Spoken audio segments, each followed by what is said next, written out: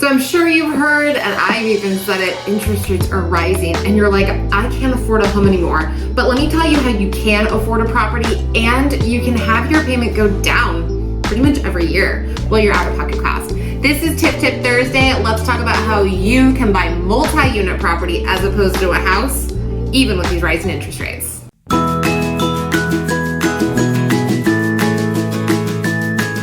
All right, so I found this actual listing that's on market, currently available for you to buy. It's 2 units in Talmadge, $1.1 million. There's a 2-bedroom, 1-bath house in the front and a completely detached 1-bedroom, 1-bath house in the back. So let's run some simple numbers here.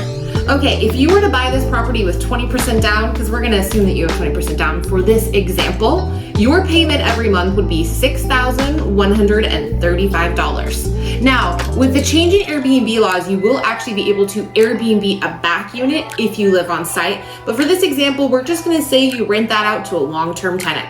So your total payment is $6,135 with a 5.98% interest rate, which is today's mortgage rates. If you Google them, this is what pops up. So that means that with the $2,100 in rent from the back, you can actually live in the front house for $4,000. Now I know, you're probably thinking, I can rent that house for cheaper. I get it, but let's talk about buying a house in that neighborhood and how buying this duplex is actually better than buying that house.